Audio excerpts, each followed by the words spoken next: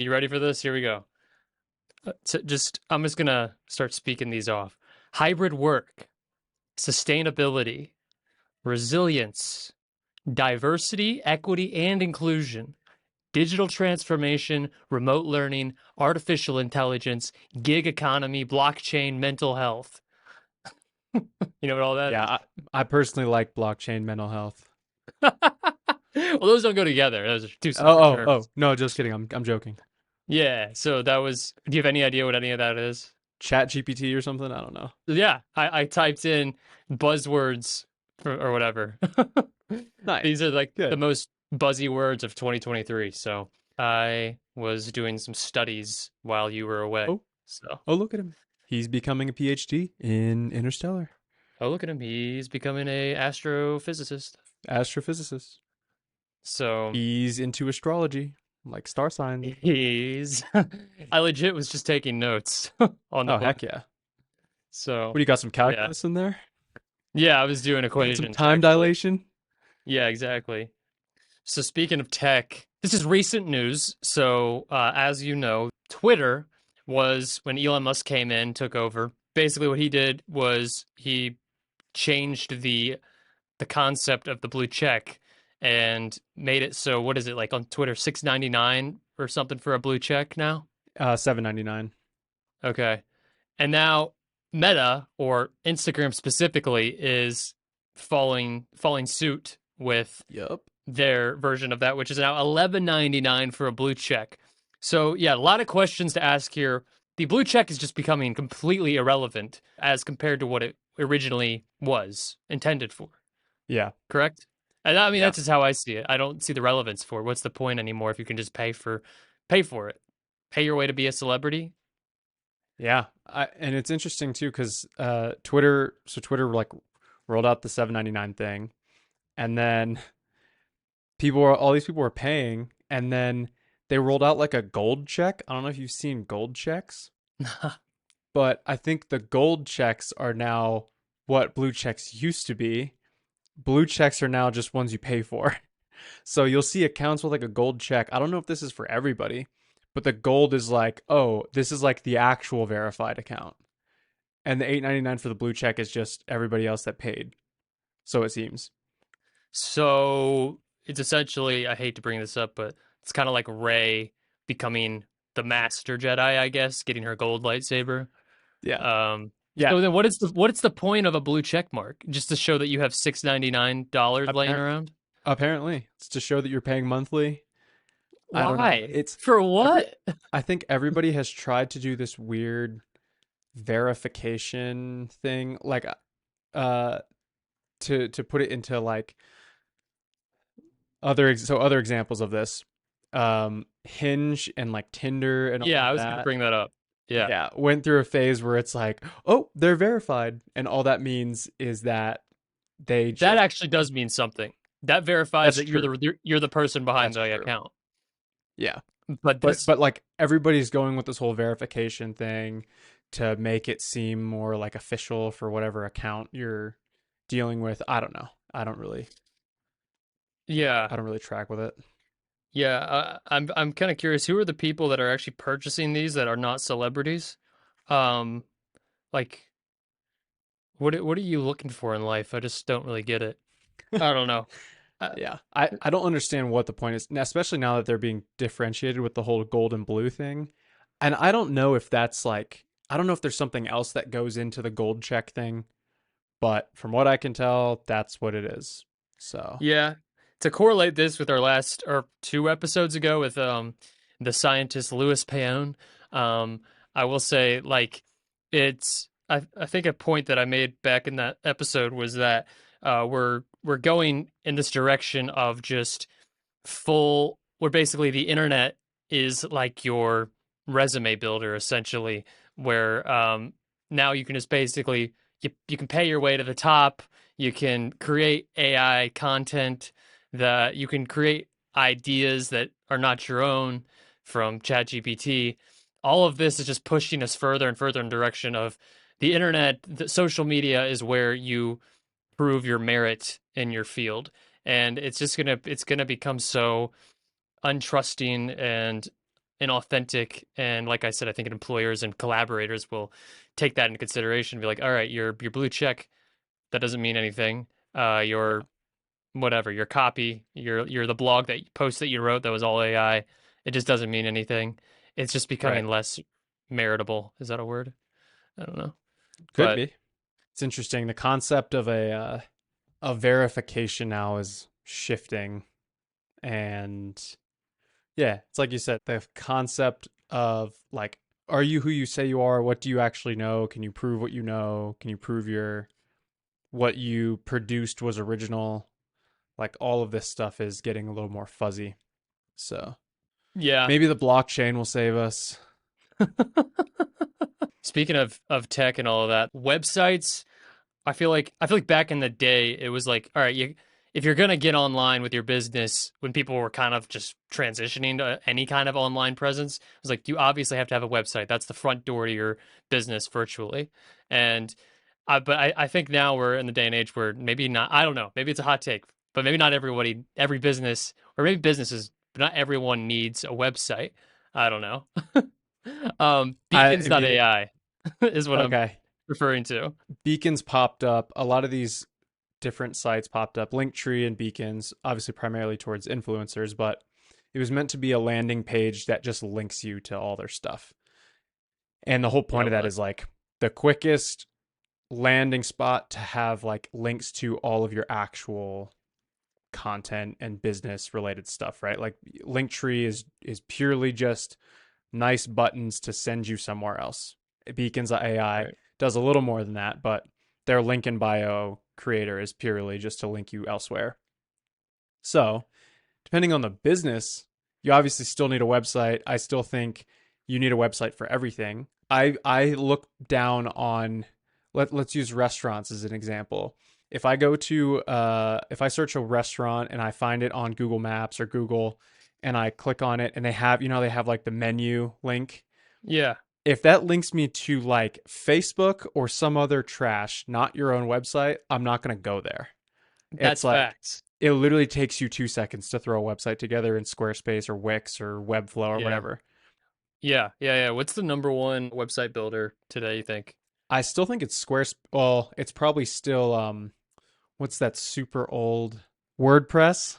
Yeah, WordPress. That's the It's old one. Yeah. probably still WordPress because of all the legacy stuff, but WordPress is trash. Yeah. I think now it's Squarespace, Wix, and Webflow. I think is Webflow. making a big push because they offer a lot of really good customization, and I think those are the top three.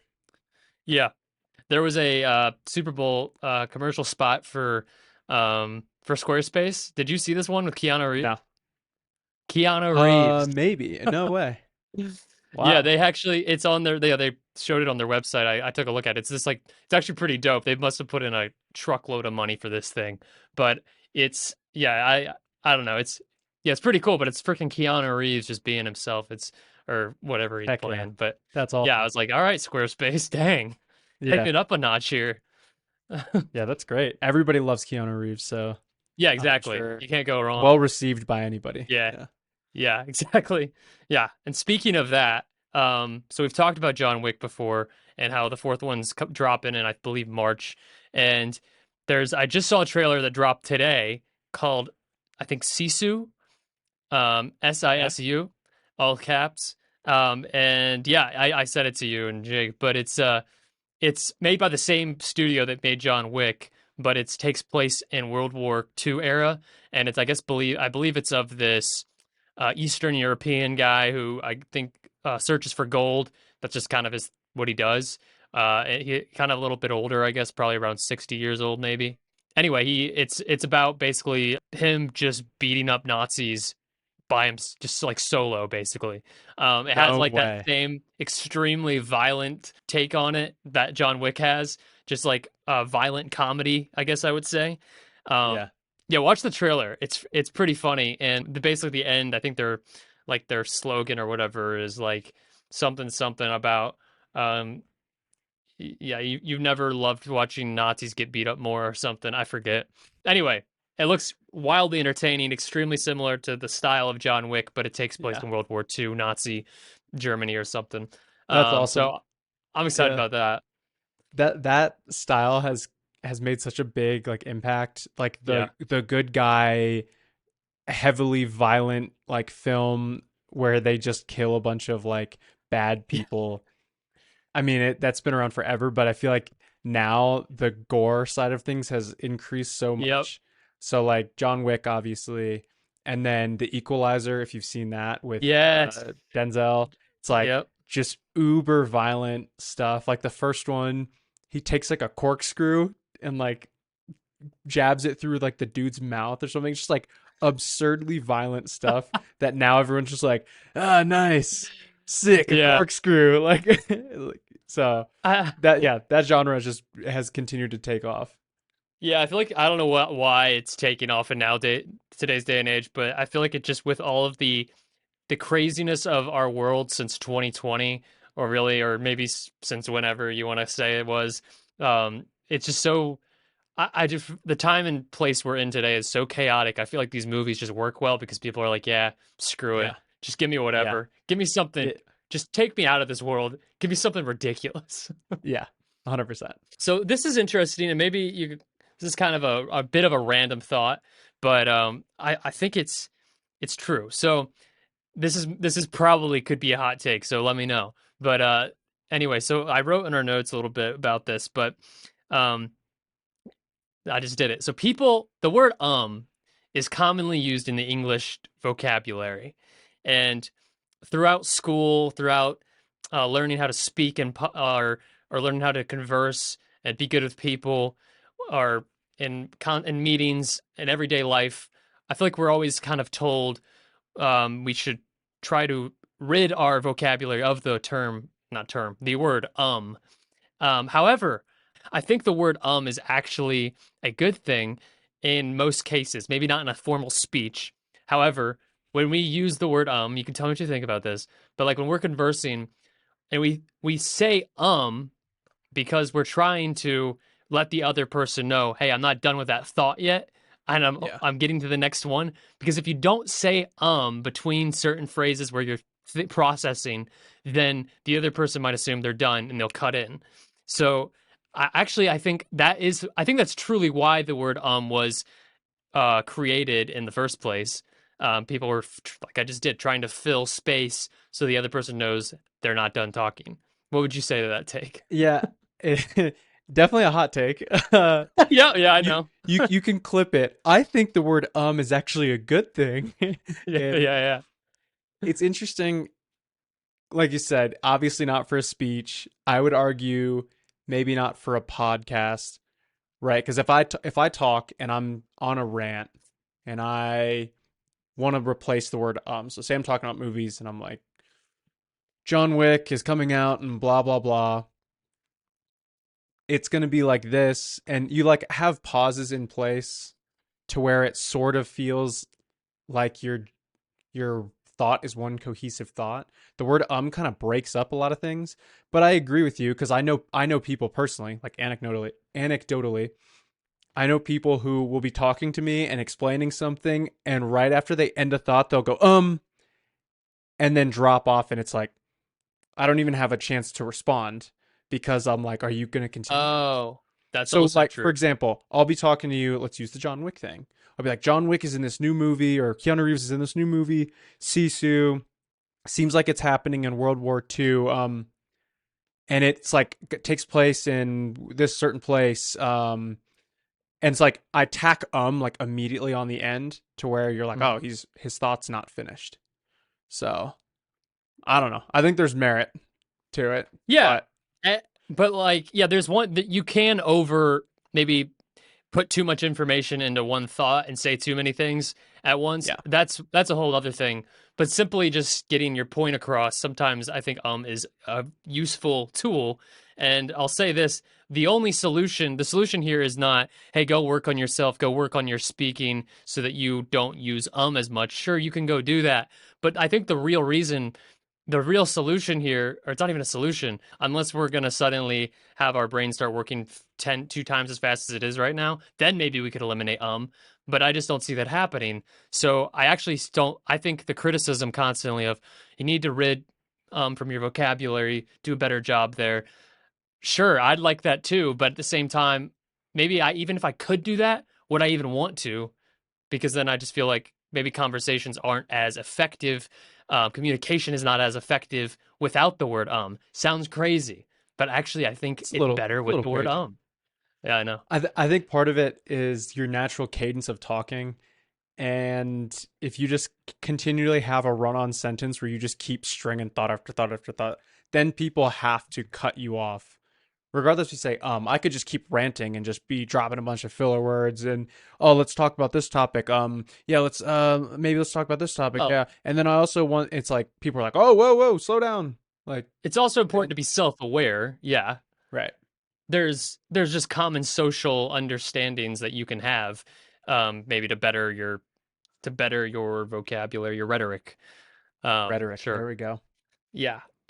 But anyway, I thought that was interesting because I did hear like months ago someone was telling me how we should maybe have our team start working on the way they speak and eliminating but sure with like speaking and presenting sure, but I feel like Yeah. conversation you kind of need to have it like a crutch in a way. So what Presenting in like, uh, yeah, like like I even think Zoom meetings. any type of presentation, I think it's super important to maybe not use it as much. If you're the And presenter and you're supposed to be speaking where no one's really going to be interrupting you, right. then yeah, you should probably eliminate it. Yeah. And Um, that's the biggest, I think that would be the biggest pushback for that. yeah. Anything outside of that, sure. Is it a filler word? Yes. Is it bad? Probably not. Nah, I like it. So anybody who's been criticizing us and keeping account of how many times we say on this podcast, suck it. Okay. Yeah, we'll throw a montage of all of our ums. Yeah. Somebody did that for TMG's show one time. They Yeah. clipped all of the times they said I think like. It's pretty Oh yeah. funny. We'd be destroyed if we said that. Yeah, but I'm proud of it. I'm not Yeah, taking it's it great. back. Yeah. Have you used this continuum iCloud stuff? Have you messed with this at all? Or know what Nope. that is?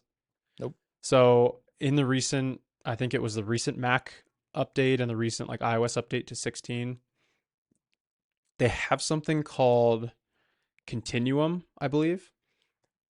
For one, it's how I'm filming this podcast off of my phone. But all of your devices are literally now like Uber connected as long as you're on the same iCloud account. So, for example, I have two MacBooks set up next to me. I have my phone, which is actually filming from my MacBook as a webcam, which is crazy. And then if I copy text from my Mac, if I'm in my Mac and I copy like a URL, I can go on my phone and paste the Mhm. URL that I copied from my Mac on my phone. And iOS everything already like, does that. yeah, that's what I'm saying. Everything's connected now. But if you have, nobody has two MacBooks, but I have two MacBooks, one for work, one for personal, but I'm still signed into my iClouds. I can move my mouse. So my other Mac is to the right of me. I can move my mouse from one MacBook and it will actually go to my other Mac. No And I way. can use my Mac from my other trackpad because it's next to it. So it's Wow. like everything is connected now. If you have an iPad next to you, you can move your mouse and you can control your iPad from your MacBook. So everything is like all connected now. It's nuts. Um, Wow. I gotta get the newest OS for Mac. yeah, Still haven't done it yet. That's yeah, fire. We've needed that for a while. yeah. Yeah. It's especially nice because before I would, if I had a specific URL or code I had to copy from my Mac and get it to my phone, I'd like text it to myself.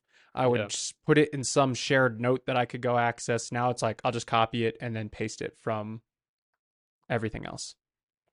So, Good. Good. I'm glad. good. I'm glad to hear that. That's what we need instead of Yeah. tethering your devices together when you're in work mode. Yeah, Um, exactly. just as a little sample before we get a little more get deeper into what I've mentioned before was the science of Interstellar. I've kind of started reading that and kind of dug deeper into that this last week and this week. So anyway, just to give you a quick little sample, a little trailer teaser before you get into it yourself. So the black hole chapter is crazy fascinating. So this is actually really interesting. And I guess I kind of knew this, but not really at the same time. So black holes, he gives an analogy for what they actually are. So if you imagine a trampoline and let's say you're an ant on that trampoline. So matter, space and matter is the black surface. That's what you see, that's your reality. But now take a like a rock, like a heavy rock, put that in the middle of the trampoline, and say it's heavy enough to where it pushes the entire trampoline, the middle, all the way down to the ground. And so now you have this warped trampoline going from the top and then kind of curving in and then back up. That's essentially what a black hole is. So it's warped space. Matter has bent itself. And the in our galaxy, in the solar system that we live in, there do exist black holes, but they're never massive black holes like we might see in Interstellar. Like Gargantua was a massive black hole. The reason for that is because I'm not going to get into it actually. But here's the cool thing about it is this. So there's the horizon. You remember the horizon being mentioned in Interstellar? Yep. So the horizon is actually a the point in that funnel. So if this is the top and this is the bottom, the horizon mark is right here. So once you go past the horizon, that's out of the horizon. So the horizon though is essentially what can be seen from a distance. So it's like the top, but it's also a little bit of the funnel, but only to a certain point. And then once it gets past the horizon, you can't see it. We don't know anything about it. Yeah. And the very, very bottom of this black hole is what's called singularity. So the bottom is singularity, and so at singularity is basically maybe not nothingness, but it's where there is like nothing because it's where these 2 points converge, Mhm. and so matter. I think he said, yeah, matter doesn't exist there at singularity, which is like, Yeah. okay, so what is it? This is one of the anomalies we don't know of because Yeah. we haven't gotten there. But here's the cool part about it. And look who's calling me. Um, Ah. here's the cool part about it is so the time slows the further down into the black hole you get, right? So um, if so at gravity, so gravity increases the further down you get. Gravity's getting faster and faster and stronger and stronger. So at the point of the horizon is let's say I'm floating kind of like right above the black hole and kind of looking down. I'm being pulled by gravity. It takes a lot of energy from like let's say a rocket engine to keep you sustained Yep. above that black hole. So but gravity is still pulling you, so your time is slowing down. But then once you get to horizon, the line of the horizon or past it, time has actually become, what does he say? Yeah, basically time halts at the black hole. So basically what I've learned is, and I've gotten clarity on this, a black hole's slowing of time, so the further an object is dragged into the singularity. So a black hole's slowing of time is the is what allows it to travel to the future. So when you're going down to that hole and basically time is moving so incredibly slow that everything outside of that is moving at the same pace it would be like on Earth. So Yep. basically what I'm kind of coming to understand is so in order to get to the future, you actually have to slow down your time. Um, and I mean, like I said, I kind of knew that, but I'm getting clarity on it. So basically, the trick is to travel to the future, you would have to enter a black hole, pass the horizon, and then I'm guessing somehow figure out how to get out, back up, maybe? Interesting. But that would be the Yeah. opposite. That would be going So time slows for you, but time is not right slowing for everything for outside of the everything black hole. else. So it's the relativity concept. I always thought that maybe this is part of it. I always thought that the only way you could go into the past was You if can't you go in the could past. well, I thought it would be you have to sustain the speed of light at you'd have Oh, to yeah. sustain a speed at faster than the speed of light for a sustained amount of time to technically go in the past, I think. I don't know. I think I know what you're talking about because yeah, I've heard something like that Yeah. where basically if you also I've heard like if you travel far enough away from the Earth, but you have somehow have the technology like telescope, some Yeah. crazy telescope to see close up like people Yeah. on Earth and what's happening, it would be in the past. Yeah. So you can maybe view it from the past. Yeah, but you can't go. That's right. You said go into the future. I'm talking about the future. yeah. I understand now. Cuz So yeah, you're right. If you go to the bottom of a black hole or really you have to go to a really high gravity planet Mhm. because gravity affects time. And so, yeah, you would have to sustain, just like Interstellar, you'd have to sustain time at a high gravity planet, come back out, or a high gravity situation, come back out, and years will have passed from the relativity outside of Mhm. wherever you were, Yeah, which is exactly. really trippy. Really trippy. So trippy, so trippy. Yeah. But yeah, Kip Thorne specifically says from what he's learned, there's no possible way to actually travel to the past. We Yeah. can only travel to the future, which, and even then, we don't have that capability yet, but it is possible for objects, and they do, probably constantly. Their objects travel to the future out in space in these massive black holes. So it's just so crazy to think about. And this is only a sample that we're getting into, but like, and he also talks about like if Kip Thorne himself went into that black hole with a microwave um, signal, whatever you call that, he would not be able to, after the point of horizon, he can no longer send that signal out. And most Yeah. people think it's because because you're so far into the black hole, it just the signal can't get out. It's no, and he specifically says no, it's actually because time is different. You're essentially like, it's crazy. You're almost in a different dimension, or maybe you actually are. Like Yeah. it can't compute with outside signals because you're in a different time Yeah. dimension. Which is so Crazy. crazy because black holes are by definition something that we have no knowledge of, like the inside of it, which is Right. so crazy. We And can only see the horizon, yeah, and even because the not even the horizon is also the last place in which light we can see light, and then light gets sucked yes. into the black Yes, hole as light well. is all bent and everything. Yeah. Yeah, but it's just so crazy because I know part of the writing, the concept of Interstellar was that one of the kind of the scientific um barriers that they were facing, and they kind of called it scientific, was they took into consideration the human psyche and what humans are actually willing to do in life. And so I'm butchering this, but at the same time, like they had to take into consideration how far will a human go for discovery? Are we willing to Hmm. kind of cut off, not really cut off, but essentially terminate our relationships, the people we love in life? Are humans even able to say, all right, I'm just for discovery, I'm actually ending my social life here on Earth, and I am just going full to the ends of the universe essentially, no, Yeah. or whatever. And so Yeah. jumping in the black hole with knowing there's no going out after this, or not knowing really what could happen. I don't Yeah. know, not that we have Yeah. that option yet to get in a black hole Yeah. like that, but that is kind of part of the science, is how far is a human really willing to go. There's a Yeah. lot of things that hold us back. So the story I'm actually referring to here is the scene in Interstellar when they land on Matt Damon's planet. Matt Damon, little do they know, had already discovered that planet was no good for colonization. He had discovered that almost as, within those first few weeks he arrived on that planet, he knew.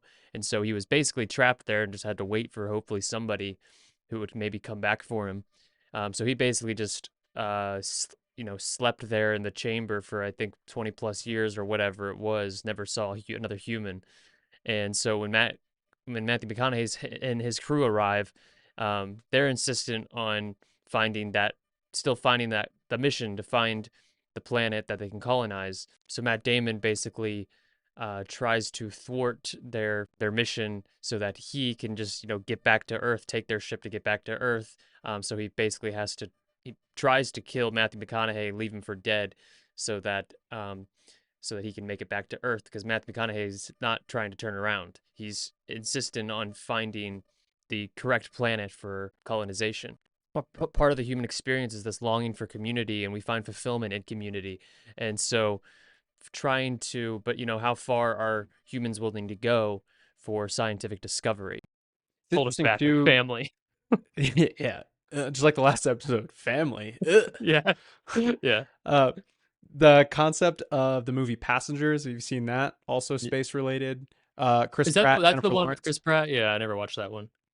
So that whole concept is we've discovered a new planet that has a habitat like Earth. So we can colonize this new planet, and it's like 80 light years away from Earth. There's 80 whatever years away from Earth. And so they basically ask people, they're like, "Hey, your money is going to be worth like 100 times on this other planet what it's worth on Earth.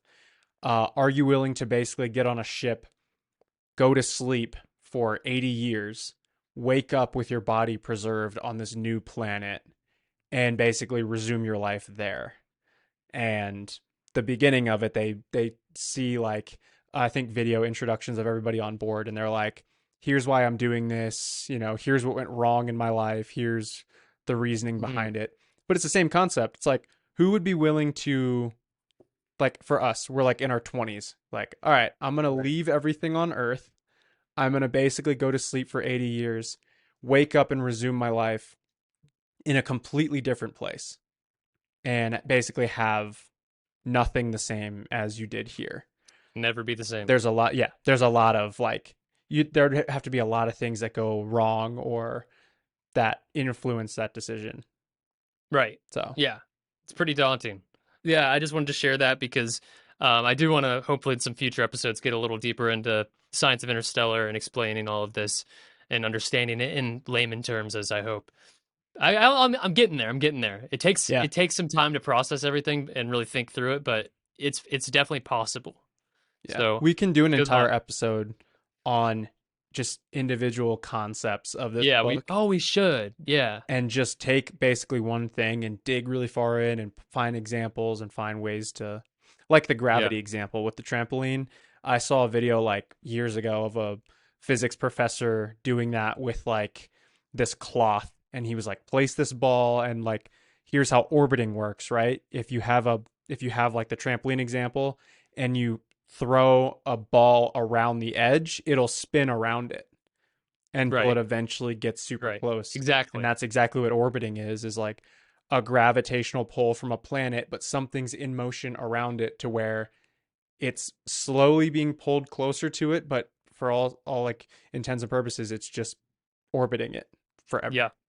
Yeah. All right. Well, this has been episode 6, everybody. Thank you for tuning in yet again. We put these things out every Friday, so stay tuned for more, many more to come. Yeah, follow us over on So Instagram, Town Crier Podcast. We post reels and updates from all the episodes. that's So great. Yeah. And message us any ideas or discussions or conversations yeah. you'd like to have be had here on the Town Crier podcast. And Yep. yeah, we'll have it be known. So If you want to come on as a guest, submit your resume, yeah. and we'll see if you're worthy of coming on to the Town Crier Podcast. Yeah, yeah. If you're worthy, yeah. And then you Yeah. just submit your $10,000 deposit and That's right. get Yeah. started. All right, All everybody. right. Well, we will see you next week on the Town Crier podcast. Peace. Peace.